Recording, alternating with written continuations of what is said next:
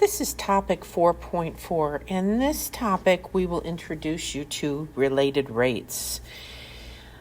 Many variables have a familiar relationship, or in other words, a way variables are related to each other. A great example is the Pythagorean theorem. And let's say a triangle's dimensions are changing. This means side A, B, or C has a rate of change. And what we're going to be looking at is how that side's change is related to another dimension's rate of change. Let's see. Let me just go ahead and maybe draw a triangle here. And what if this side here, y, stayed the same, and just this lower side, I'll just call it the x side, grew larger?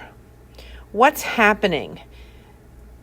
The y is not changing, the x is getting larger, and then z is also getting larger. I should have labeled these x,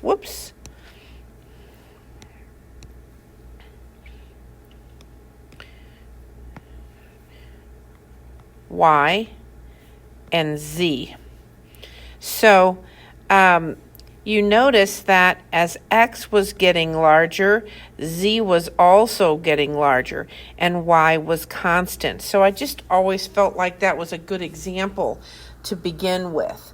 So if we had that relationship, and we were take a look at that, what we could say was, we'll begin with the Pythagorean theorem, which is x squared plus y squared equals z squared. You can also use a squared plus b squared equals c squared. And we know that y is constant. And so we will be taking the derivative with respect to time. And most related rates have a derivative with respect to time. So everything will be the derivative with respect to time. And we will use the chain rule after each time we take the derivative with respect to time, because it's a new variable. So this would be 2x dx dt plus 0, since y is a constant, equals 2z dz dt. And you can do another example. Let's try another example. In this one here, I have, let's say, everything changing. Let's see if I can do that. I guess I can't do that. There's x changing, and then what if we also had y changing from the original? Y, x, and z. Here, x squared plus y squared equals z squared. If all of the sides, both x and y are changing, then all of the sides will be related to that change. So we have 2x dx dt plus 2y dy dt equals 2z dz dt. But in this case here, y was constant when I showed you that. So I hope that that helps. Let's look at our first example. A police car approaching a right-angled intersection from the north is changing a speeding car that has turned the corner and is now moving straight east. Set up a relationship, then find an equation that shows the related rates of the vehicles with respect to time. Okay? So basically what's happening is the speeding car is going this way. Okay? And the police officer is going this way. So you can see that this y variable is, this side y is going to be getting smaller, side x is going to be getting bigger, and we need to look at how all of these are related.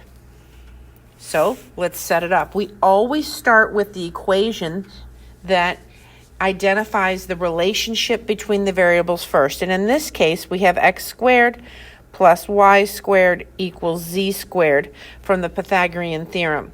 Now both y is changing and x is changing. So we have 2x dx dt plus 2y dy dt equals 2z dz dt. And if we were given values, we'd be able to just plug those in. So none of our constants were variable in that example, but let's try an example where some of them are constant. An airplane at point A is flying a horizontal path that will take it directly over an observer. So here's an observer, and I guess it stops about right there. And the airplane maintains a constant altitude. So what does that tell you? That tells you that this distance y is constant. Okay? So we have our distance x, and then we have z here. So relate the rates of change of the distance. So we want to look at the rate of change of the distance between the observer and the airplane and the horizontal distance between the two. So what do we want to start with? We want to start with the Pythagorean theorem, x squared plus y squared equals z squared. Y is constant, so we have 2x dx dt plus 0 equals 2z dz dt.